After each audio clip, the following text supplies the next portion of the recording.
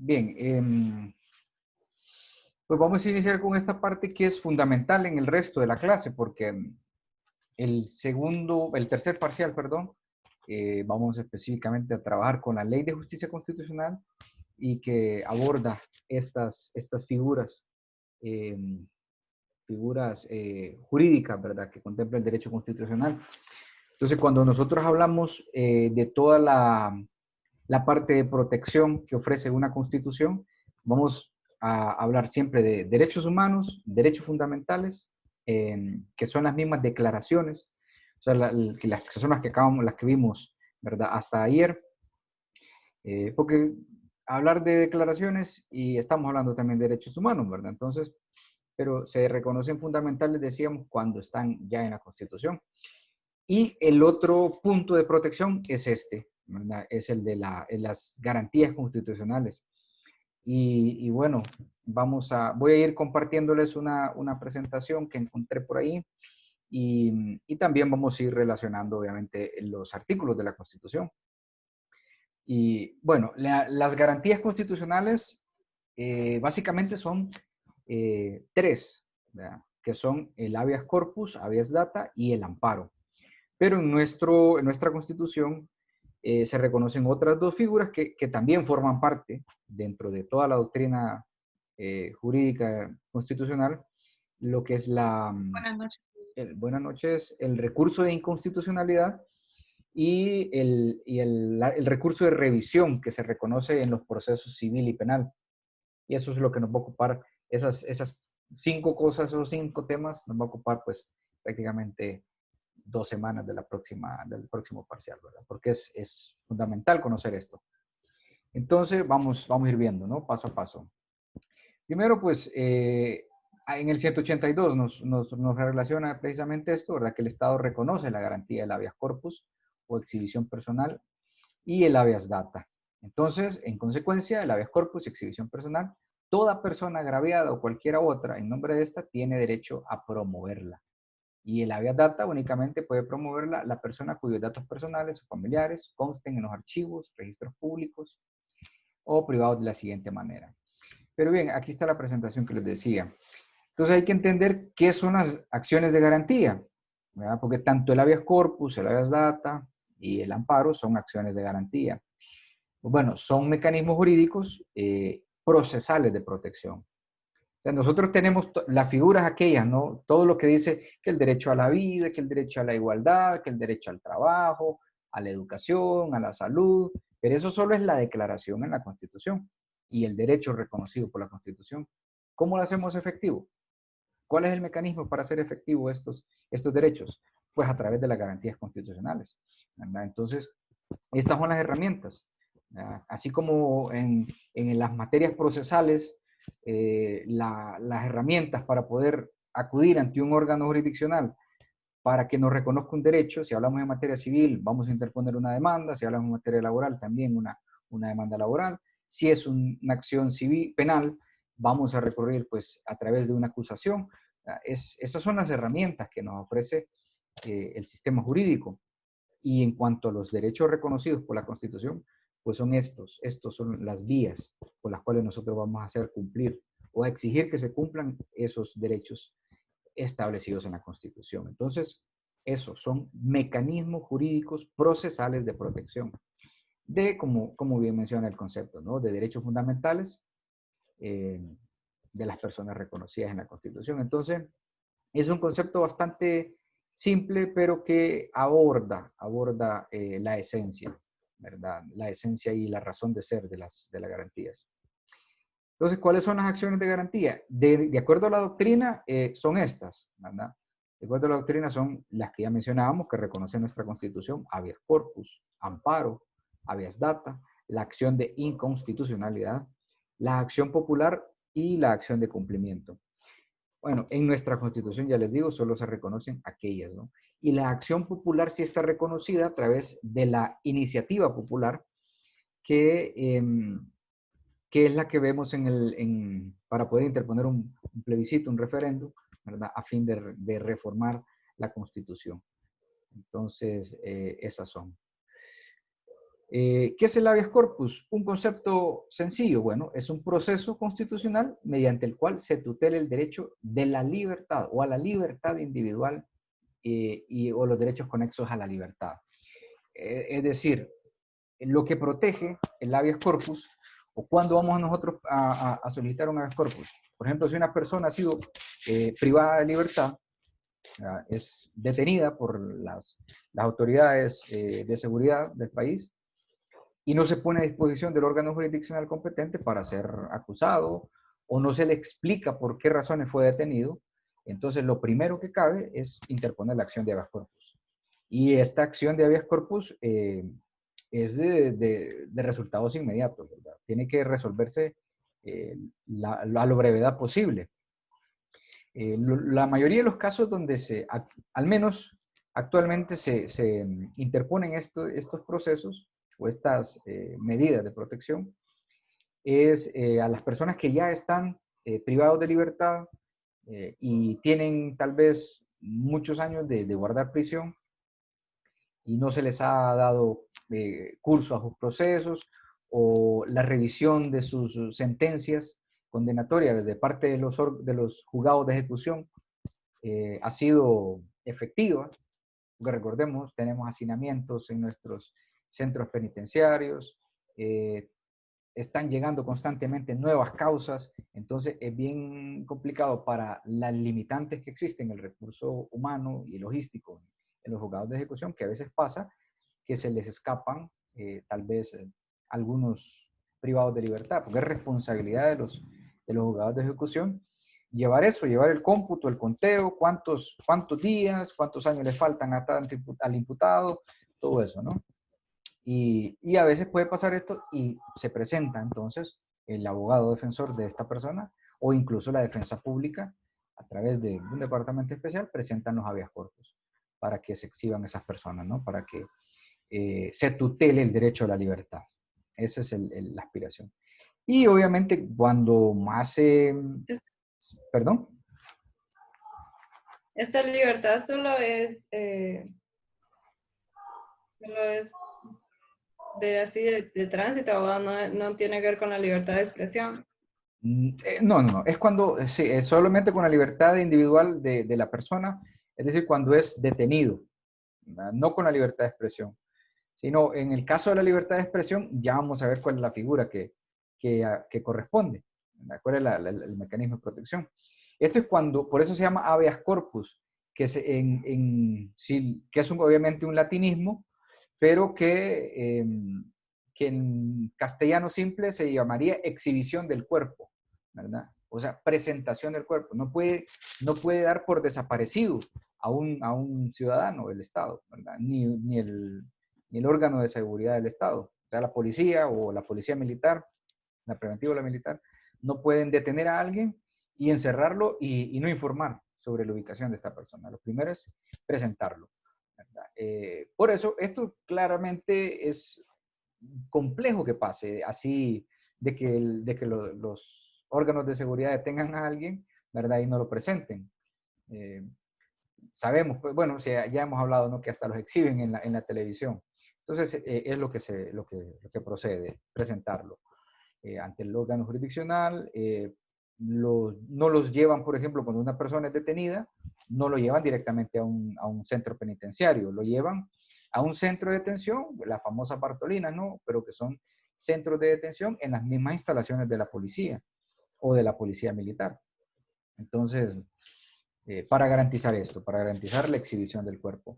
Pero hubieron otros pasajes oscuros en la historia de prácticamente todos los países, ¿verdad? Donde se ha desaparecido gente, ¿verdad? Y precisamente de ahí surge este mecanismo de protección, ¿verdad?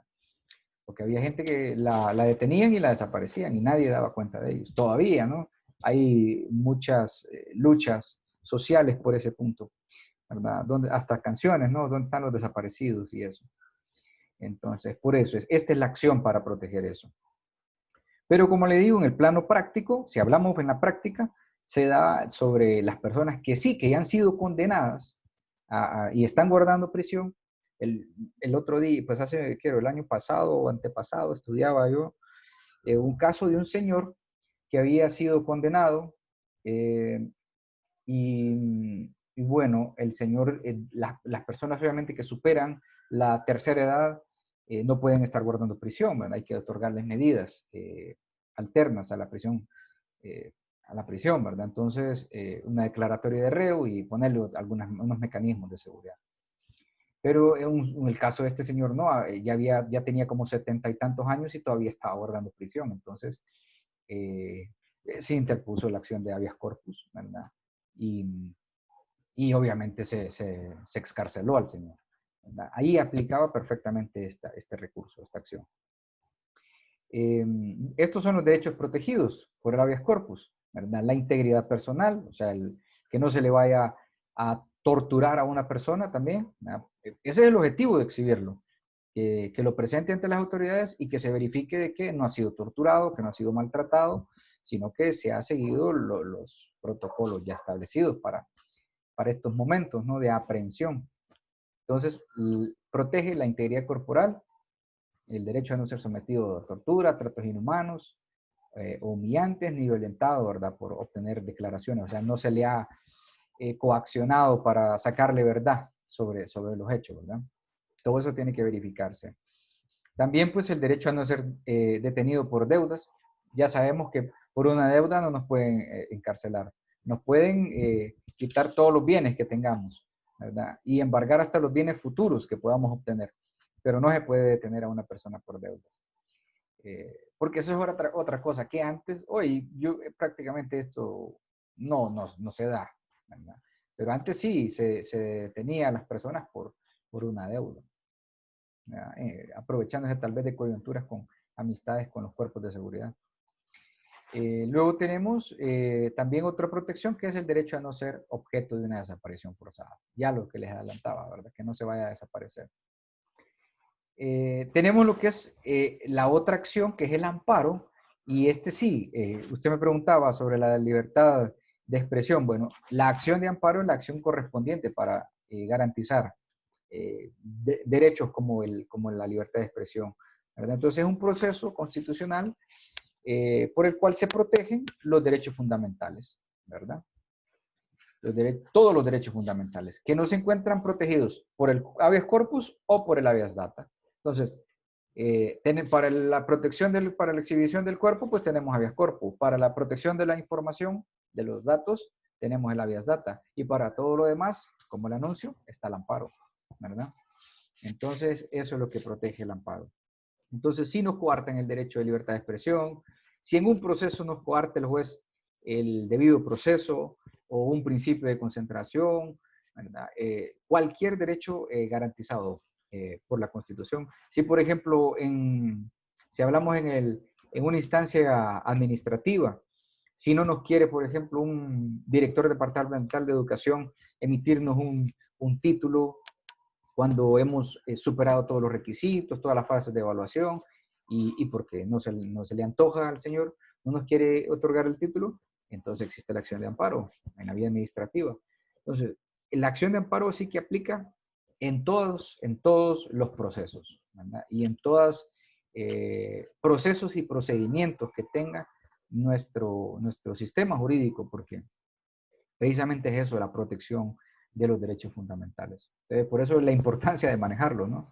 La importancia de manejar estas figuras. Y aquí está, ¿cuáles son los derechos protegidos por la acción de amparo? Bueno, de igualdad, de no ser discriminado por cualquier razón, ¿no? Sexo, origen, raza, orientación sexual, religión, opinión, condición económica, social, idioma, cualquier otra índole.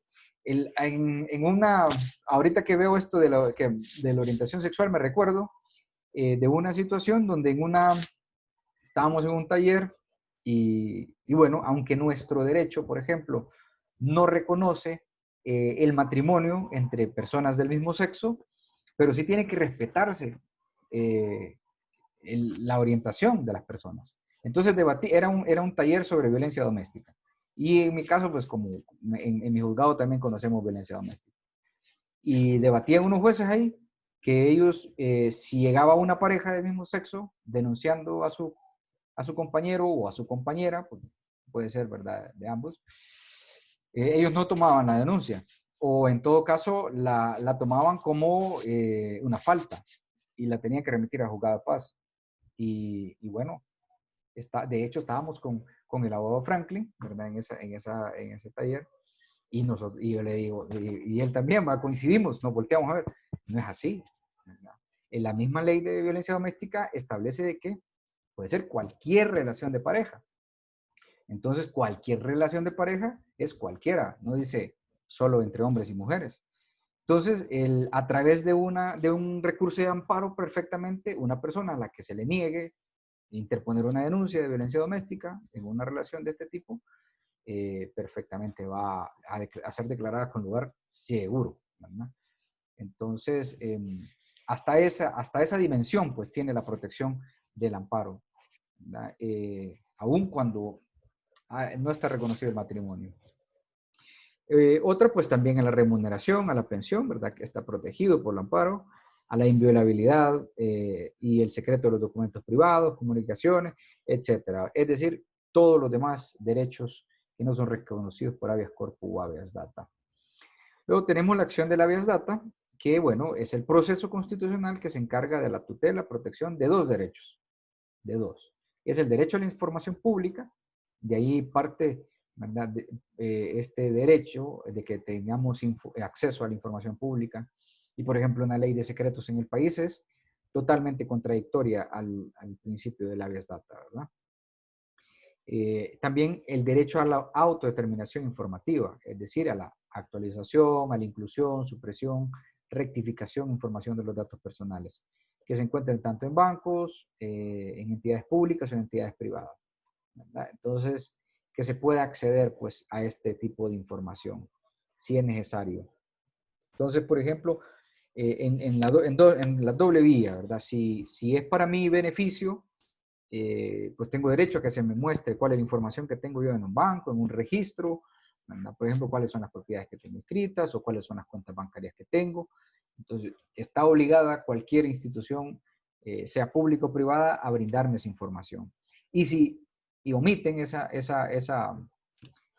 facilitación de información, pues entonces yo interpongo un habeas data, ¿verdad? Y es obligado esa entidad a que se me brinde la información. O en el otro sentido, si yo estoy siendo acusado, por ejemplo, de una, ¿verdad? De cualquier situación, o se necesita embargarme bienes, pues entonces también, ¿verdad? Existe ese derecho para que el que necesite investigar, la parte interesada, pueda hacerlo y que se le brinde la información. Así o sea don fulanito de tal o doña fulanita de tal, ¿verdad? Que le puedo decir al banco, no le dé esa información porque si no yo retiro todas mis cuentas de su banco o X motivo, ¿no? Entonces, en este sentido, los habeas data son muy poco utilizados porque ya sabemos de que sí hay esa disposición, ¿no? Por la misma obligatoriedad que tiene el acceso a la información. Pero sí hay que ver cuáles son los derechos que protege el habeas data o la acción de habeas data. Y bueno, acceder a la información que obra en poder de cualquier entidad pública, ya decíamos, ¿verdad?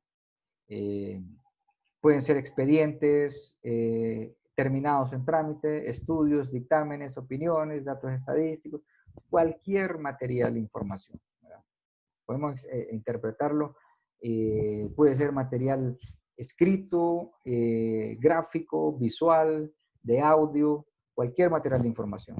Entonces, por ejemplo, en el área penal también se da, ¿no? Cuando vemos la necesidad de recurrir a veces a videos que son grabados por cámaras privadas, entonces hay obligación, nadie se puede negar a prestar esta información cuando lo pide una autoridad competente o cuando es para el beneficio del mismo sistema jurídico, ¿no? Entonces, y si alguien se niega a proporcionar esta información, pues se interpone la acción de habeas data para obligarlo.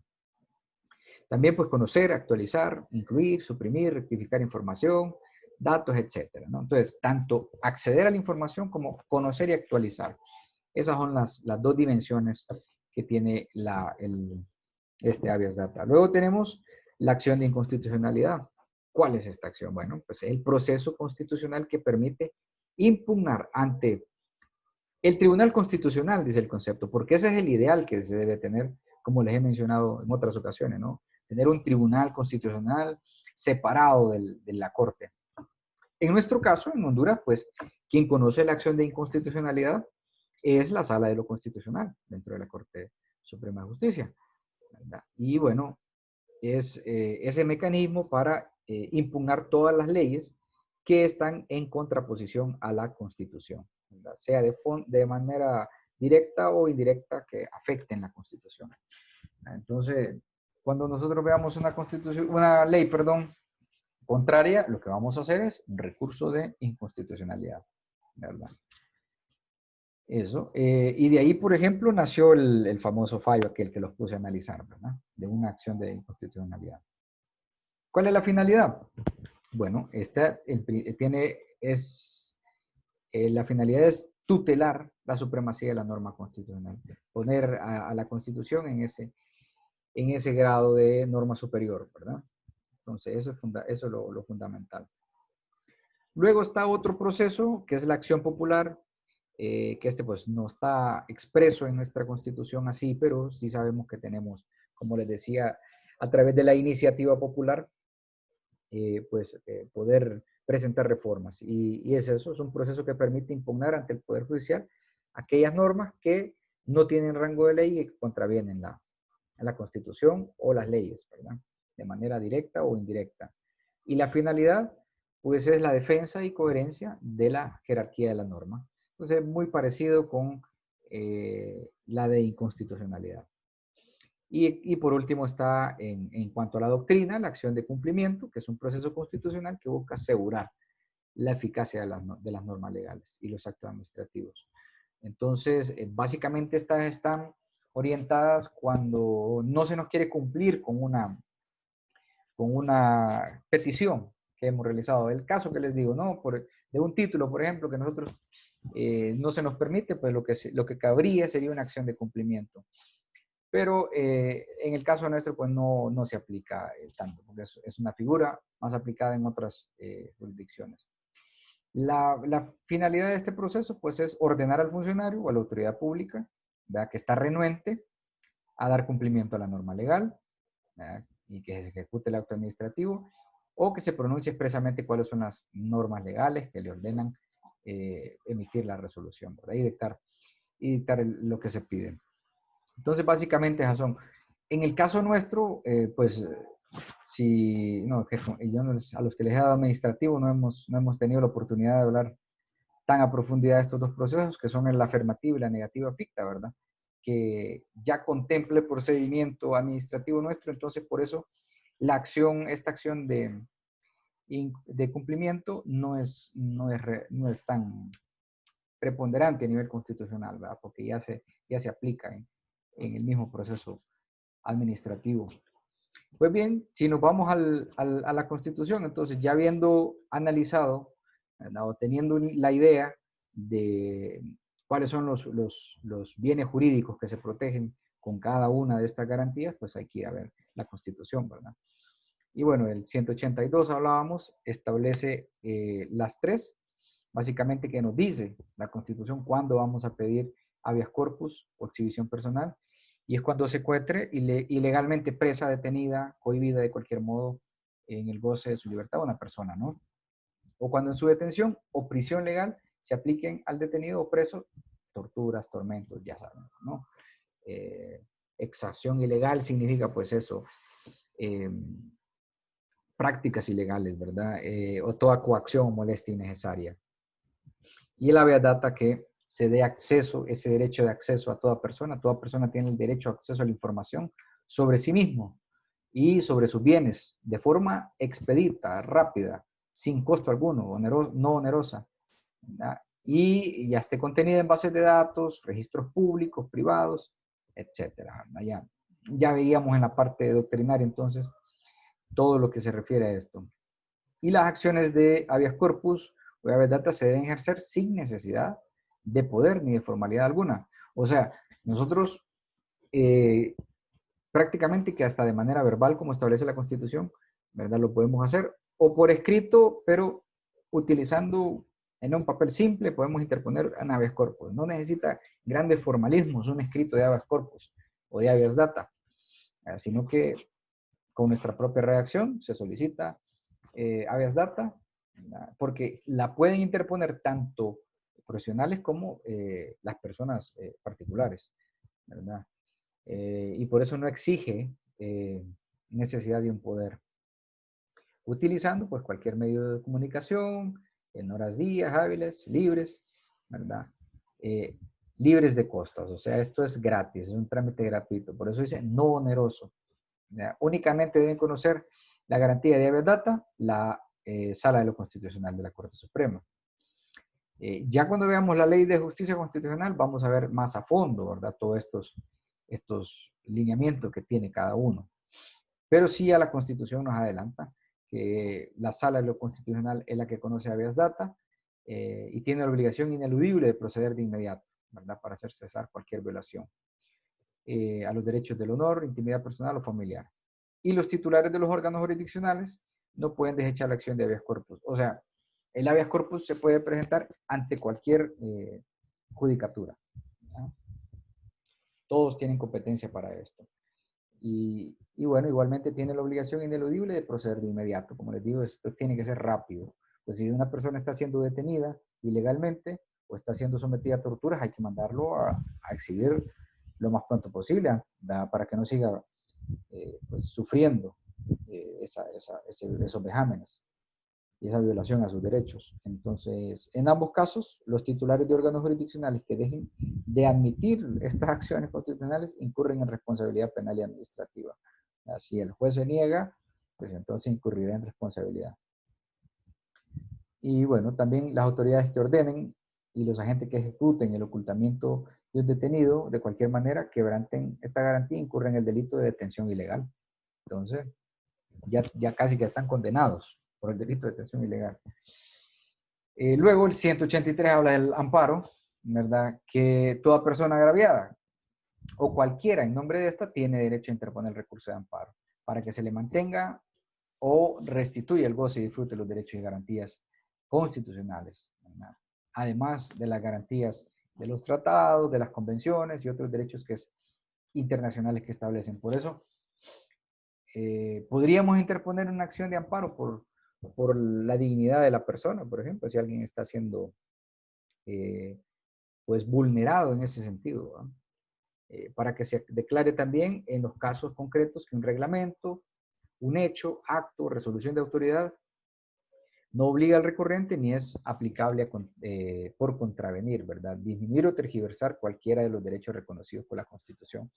Es decir que si hay un juez, si hay una autoridad pública que emite una ordenanza o a través del juez obviamente una sentencia, obliga a una parte y esa obligación es violatoria a los mismos derechos reconocidos por la Constitución, pues no aplicaría la ejecución de esa sentencia o la ejecución de ese ordenamiento que pide la autoridad.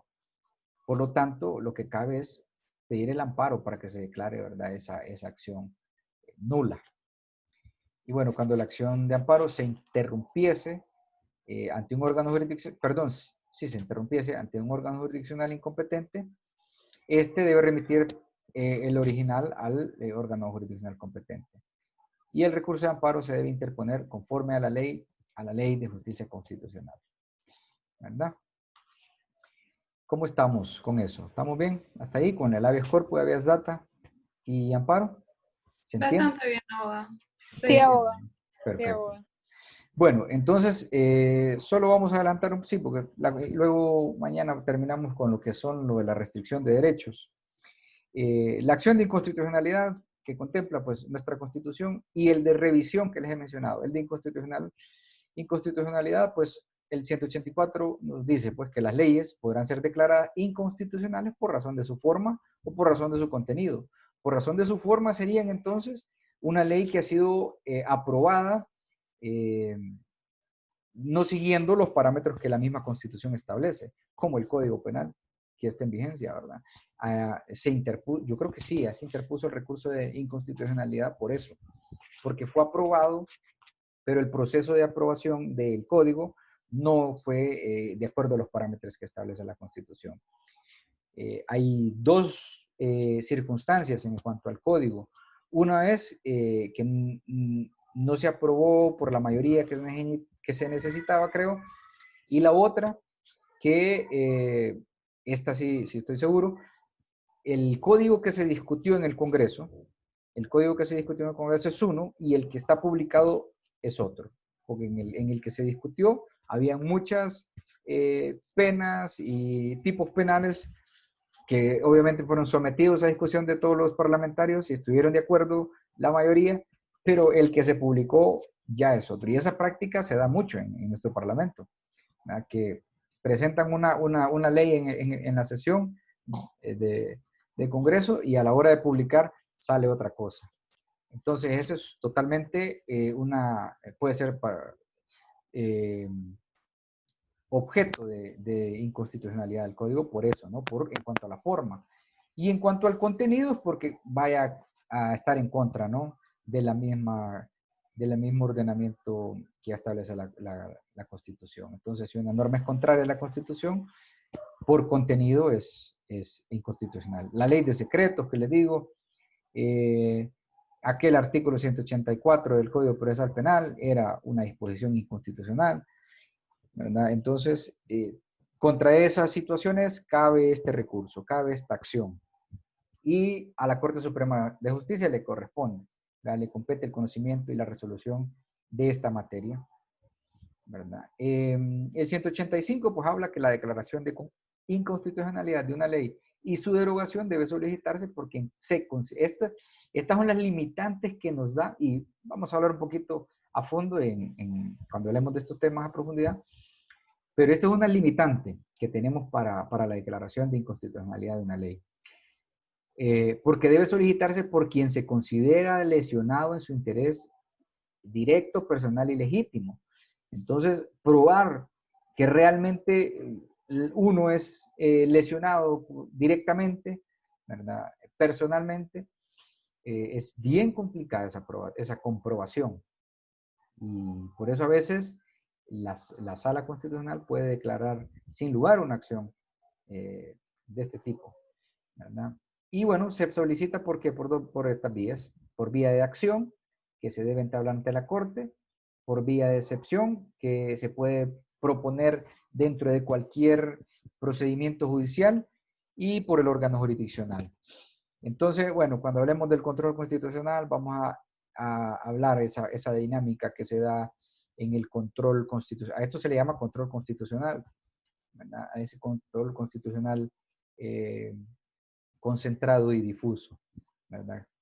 Pero es eso, esas son las tres modalidades. O sea, si yo veo que una ley es inconstitucional, voy e interpongo una vía de acción, redacto un procedimiento, básicamente como un escrito parecido al de una demanda, porque es un escrito de acción, y lo presento ante la Secretaría de la Corte Suprema, ¿verdad? Como lo hicieron los diputados y el expresidente por los artículos, ¿no?, de la Constitución. Esa es por la vía de acción. Por la vía de excepción es que durante el proceso, nosotros estemos en el curso de un proceso y nos percatemos de que hay una acción que se va a aplicar, o perdón, hay una norma, hay un artículo que se está aplicando en ese proceso y es inconstitucional. Entonces interponemos una excepción de inconstitucionalidad. Y en ese caso, pues, el procedimiento se suspende hasta que se resuelva esa excepción, ¿verdad? Y por último, que el órgano jurisdiccional, el mismo órgano jurisdiccional reconozca, el mismo juez determine esta norma es inconstitucional, no la aplico. Como el caso que les contaba de esta juez que no aplicó en un proceso aquella prohibición que había, ¿no? Que para un asesinato, para un homicidio no se podía dar una medida alterna. Y ella dijo, es inconstitucional. Entonces, le doy una medida alterna, ¿verdad? Entonces hizo ese control ahí constitucional a través de este numeral 3. Entonces, esas son las formas en las que se presenta, ¿verdad? Y bueno, ya establece el mismo 185, que en esos dos casos, del 2 y el 3, se debe elevar las actuaciones a la Suprema, siguiéndose el procedimiento hasta una citación, momento de citación de sentencia, ¿verdad? Para lo cual se debe suspender el procedimiento, como les digo, ¿no? Si estamos a medio proceso y nos damos cuenta que el artículo o la ley que estamos aplicando es inconstitucional, se suspende.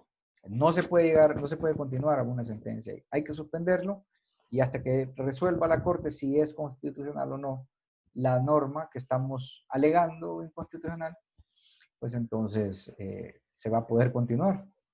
Si no, pues se declara con lugar la acción de constitucionalidad y no hay razón para ese proceso. Entonces, eso es lo que corresponde.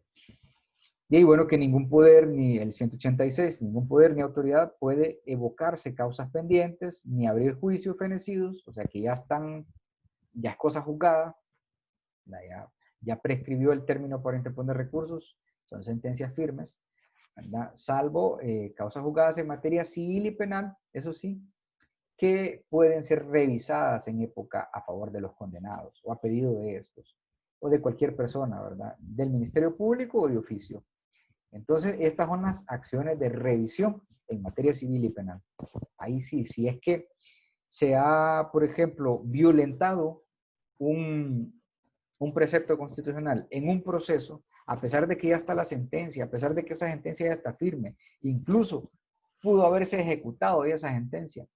Pero si después nos damos cuenta de que se violentó la norma constitucional, podemos interponer la acción de revisión, en civil o en penal. Y lo que establece pues este 186 que toda persona agraviada que hubiese sido parte en el proceso con derecho a ser llamada a participar en él puede demandar la revisión de las sentencias firmes, ¿verdad? En materia civil dentro del plazo de 6 meses contados desde el día en que hubiese realizado la última notificación. Y la acción de revisión se ejerce exclusivamente ante la Corte, ante la Suprema.